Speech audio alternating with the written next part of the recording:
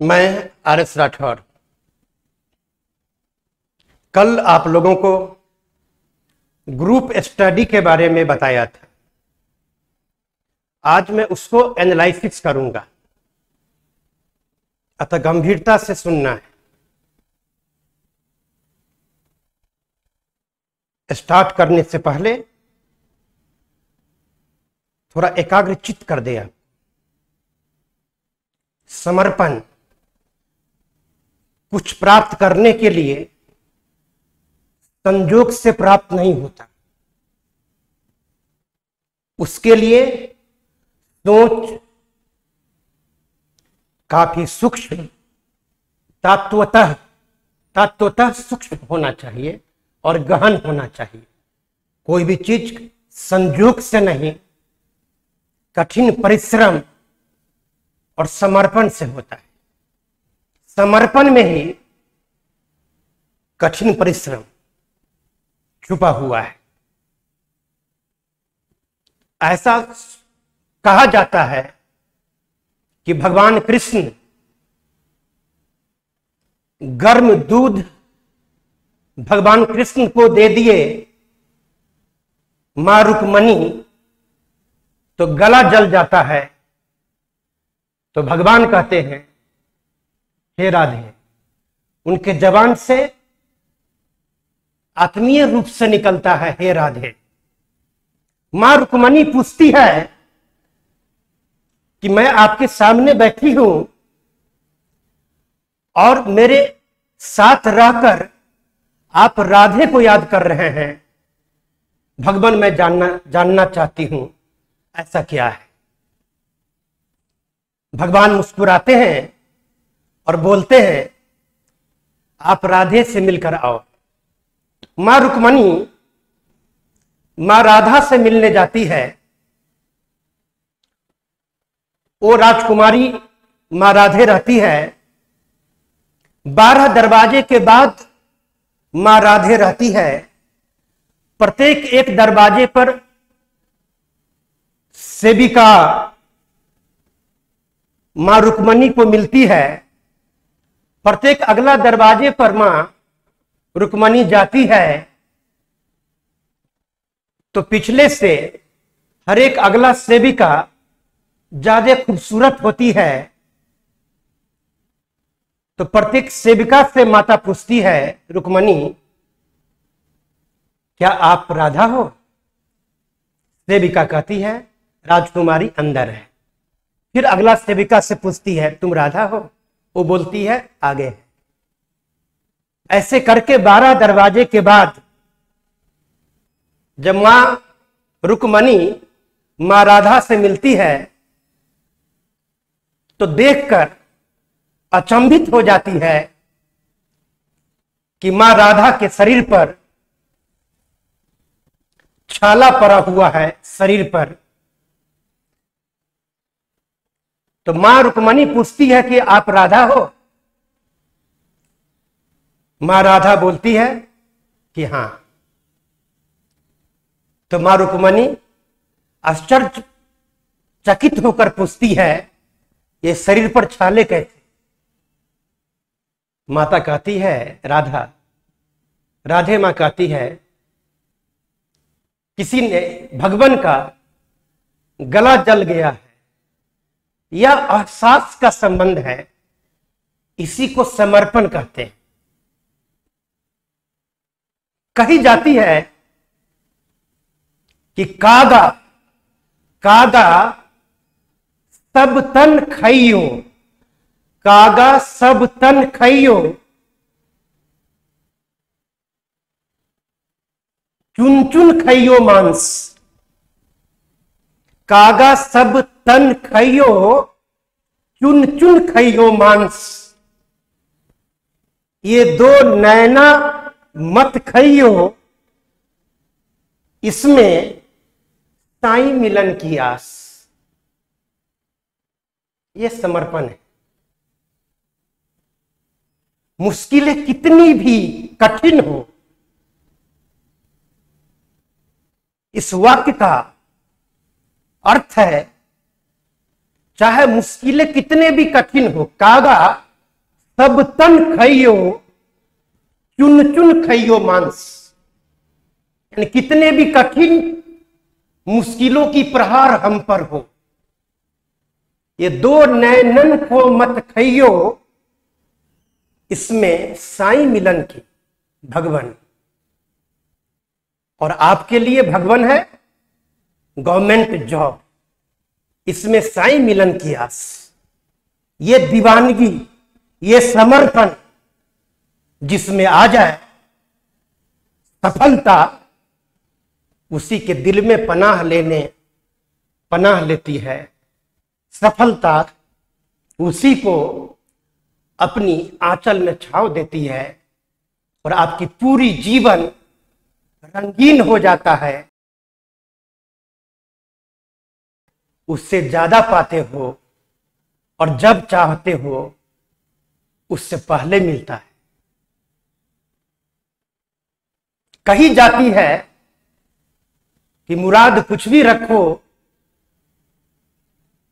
कभी भी किसी की नसीब ऐसा नहीं कि उसको सब कुछ मिल गया। मैं सब कुछ को तो जानता ही नहीं, मैं गवर्नमेंट जॉब को जानता हूं। सब कुछ किसी गैर के लिए होगा, वह जॉब के अलावा भी कुछ सोचता होगा, लेकिन हमें तो बस जॉब चाहिए। यह समर्पण, यह योग एक आध्यात्मिक तत्वत्व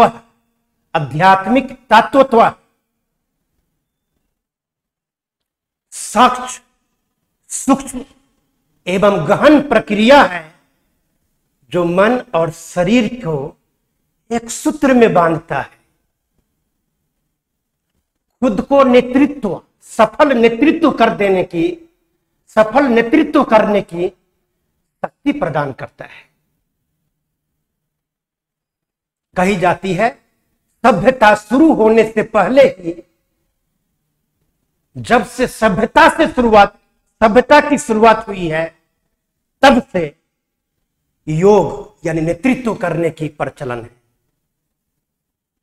अतः मैं आप लोगों से आग्रह करता हूं, अपने आप को समर्पण कर दें।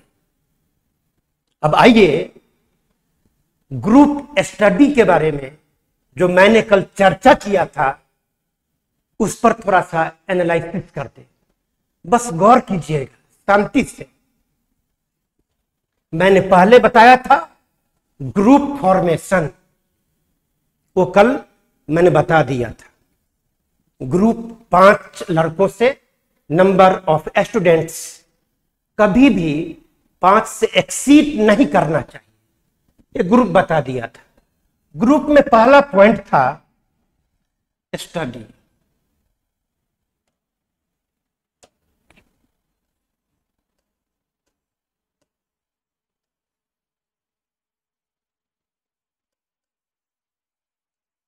दूसरा पॉइंट था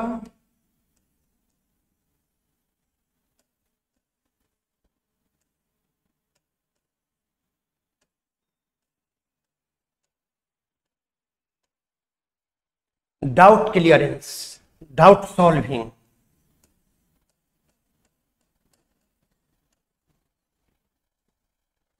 अब देखें, आप ऐसे पढ़ें जैसे आपको मैं कोई कागज में लिखी हुई बात दे दूं आपको अध्ययन करने के लिए, और वही चीज ये बोल कर दूं, इस कागज में जो लिखा है उसको अभी बोलना है, तो आपकी मानसिक दक्षता कई गुना बढ़ जाती है। तो आप स्टडी ये सोच कर करेंगे कि हमें स्पीच देना है। एक क्वेश्चन पढ़े, बिल्कुल क्लियर हो गया तो मनन करेंगे, 2-3 बार मन ही मन क्वेश्चन को बोलेंगे, एक उसी समय 4-5 बार लिख लेंगे, ये सोचकर कि आपको स्पीच देना है। और ज्यादा नहीं, मैंने बोला था 15 से 20 क्वेश्चन 15 क्वेश्चन का सेगमेंट, यानी ये सोच कर पढ़ेंगे कि हमको बोलना है 15 क्वेश्चन पर, स्पीच देना है, तो आपकी दक्षता अपने आप कई गुना बढ़ जाएगी।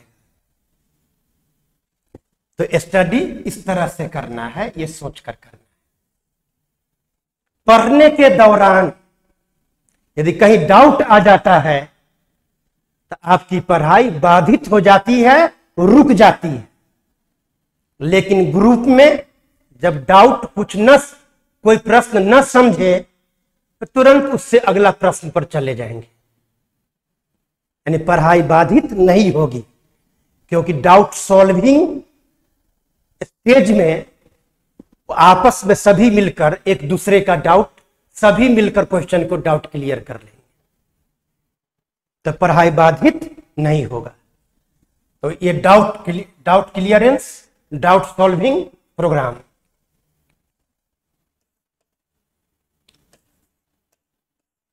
तीन नंबर में लिखा था, आपको बताया था, क्वेश्चन फ्रेमिंग।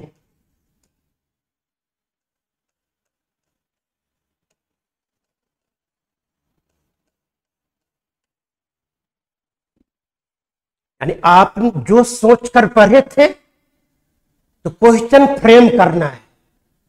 15 क्वेश्चन जो पढ़े थे, ये सोचकर कि हमको स्पीच देना है, तो डिजिट चेंज हो सकता है, पढ़ना है ये सोचकर उसकी थीम पकड़ना है, उसका थीम पकड़ना है।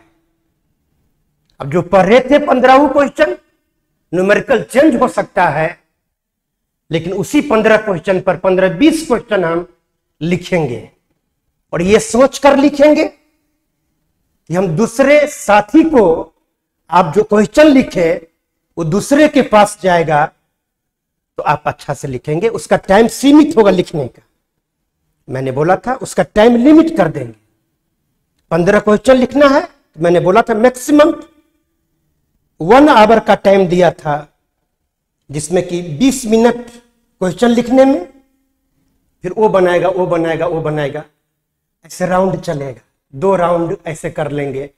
एक बार में दिक्कत हुआ लिखने में, फिर 1 राउंड और चलेगा, 2 राउंड चलेगा क्वेश्चन फ्रेम करने में, क्योंकि इसके बाद स्पीच करना है।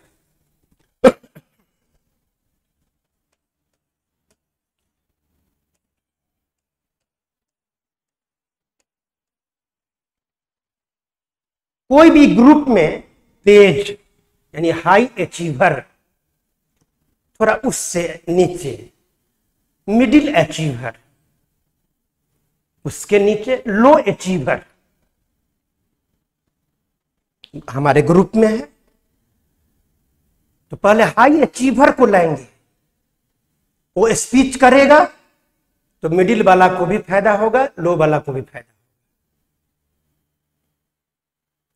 ऐसे करके स्पीच करेंगे, और ऐसे करके स्पीच ऐसे क्रम से करेंगे तो फिर मिडिल और लो वाला भी बोल पाएगा। और ये 15 क्वेश्चन में जो स्पीच हो रहा है, तो लो अचीवर भी लास्ट में आता है, तो मिडिल या हाई के बराबर तो धीरे धीरे चला जाता है, क्योंकि 15 क्वेश्चन का सेगमेंट है। मैंने 7 घंटे का रखा था, तो एक सेगमेंट में आपको हार्डली 3 घंटा में ये सारा काम हो जाता है। अगला सेगमेंट में 15 क्वेश्चन, 30 क्वेश्चन, और किसी चैप्टर में कॉन्सेप्ट मान लीजिए 100 क्वेश्चन है, तो 3 दिन, 4 दिन में, 5 दिन में एक चैप्टर ऐसे फिनिश होता है कि कभी भूल ही नहीं पाएंगे। और जब स्पीच दिए हैं, आपसे अच्छा स्पीच कोई दिया है, तो सेल्फ स्टडी को मैंने अपने अपने रूम पर रखा है। ग्रुप स्टडी तो एक जगह करते हैं, आप सेल्फ स्टडी अपने रूम पर करें मॉर्निंग में 3 घंटा, उसमें ग्रुप स्टडी में अच्छा परफॉर्म, और ग्रुप स्टडी में प्रोफाइल बनाएंगे कि आज कौन कैसा किया। प्रोफाइल बनाएंगे, अपना प्रोफाइल बनाएंगे। तो सेल्फ स्टडी में यहां पर जो दिक्कत का सामना करना पड़ा उसको 3 घंटे में एकदम सूक्ष्म और गहन अध्ययन करेंगे। एक जुनून आ जाएगा कि आज प्रोफाइल में हम इतने अंक लाएंगे, आज के परफॉर्मेंस में हम उससे ऊपर चले जाएंगे। स्टेप बाय स्टेप चलना है। अगर अभी 40% पर है तो 80% पर किसी भी एग्जाम में सिलेक्शन हो जाता है। हमें 50% जाना है, ये लक्ष्य है, फिर 60 जाना है, ऐसे 80-85% पर चले जाएंगे। बिल्कुल आसान है, क्योंकि सभी सेगमेंट में, सभी सब्जेक्ट में एक सीमित क्वेश्चन है। 1500-1600 क्वेश्चन में पूरा सब्जेक्ट हो जाता है। सबसे भास्ट विषय मैथ है, तो मैथ में भी 2000 से 2200 में पूरा समाप्त हो जाता है। लैंग्वेज तो आसान होता है, लेकिन सभी विषय का महत्व तो उतना ही है। मैंने बोला है कि फ्री एजुकेशन मैं दे रहा हूं। अभी टेस्ट सीरीज भी शुरू होगा। ओनली सब्सक्राइबर बहुत तेजी में बढ़ रहा है। मैं लड़कों को, सारे विद्यार्थियों को हाथ जोड़कर नमस्ते बोलता हूं, आशीर्वाद भी देता हूं। जिस तेजी में बढ़ रहा है तो 10,000 पहुंचने में मुश्किल से 6-7 दिन और लगेगा सब्सक्राइबर। तब जाकर टेस्ट सीरीज में शुरू करना चाहता हूं, ताकि रैंक 10,000 में आए। और 10,000 के बाद में सब्सक्राइबर तो 50,000 जाने में अगला 15 दिन में चला जाता है, तो उसमें आपका रैंक आएगा। तो स्पीच के बाद में मैंने दिया था मनन करना। मनन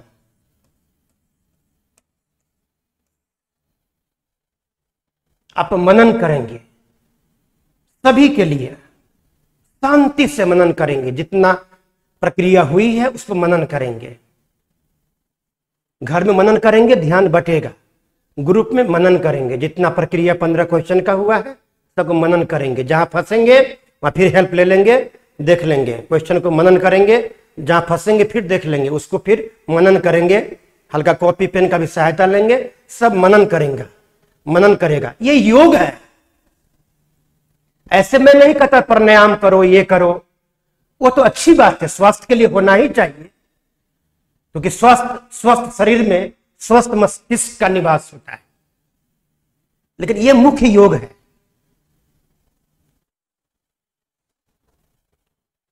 और मनन करने के बाद मैंने बोला था डायग्नोसिस।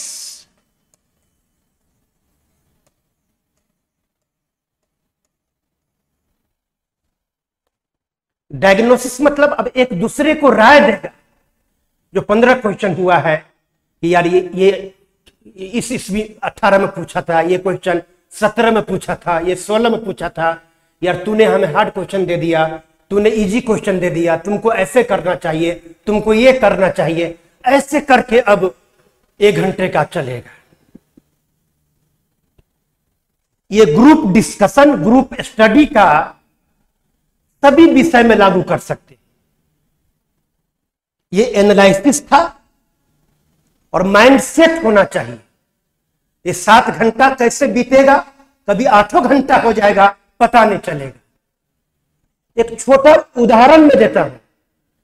यदि ट्रेन में कोई बैठा है और अगला स्टेशन 2 स्टेशन के बाद उतरना है, बहुत हड़बड़ी है, बार बार देखता है तो आया कि नहीं आया। लेकिन जिसको पटना से अगर चेन्नई जाना है तो परसों पहुंचेगा, इत्मीनान से बैठा हुआ है, उसको कोई हड़बड़ी नहीं है, उसका माइंड सेट है, कोई जल्दीबाजी, कोई छटपटाहट नहीं। जब माइंड सेट कर लेंगे तो कोई दिक्कत नहीं है, कोई हड़बड़ी नहीं है, आराम से पढ़ाई होगी। 7 घंटा 8 घंटा शाम में 3 बजे से, सुबह में 3 घंटा, बीच का टाइम खाली, रात का टाइम खाली, कोई दिक्कत नहीं है। और इस तरह से सफलता आईएएस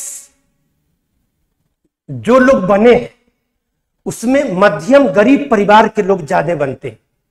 आप आईएएस का इंटरव्यू गूगल पर पढ़ेंगे, ये फायदा करेगा।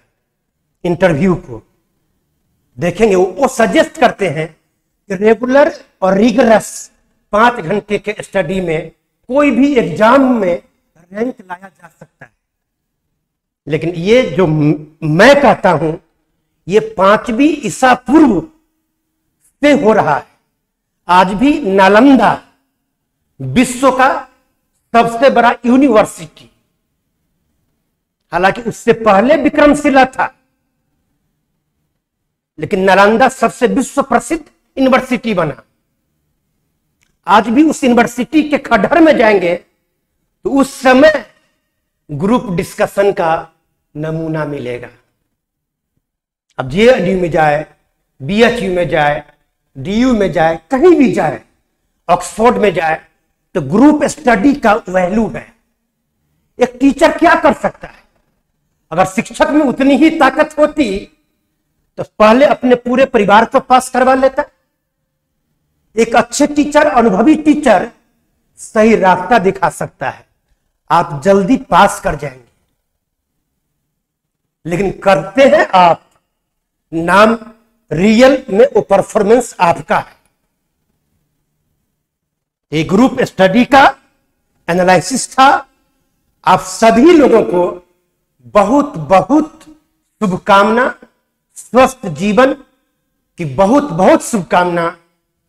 और आप लोगों में स्प्रेड करिए कि राठौर क्लासेज क्या यूट्यूब चैनल सब्सक्राइब करके बेल आइकन दबाए।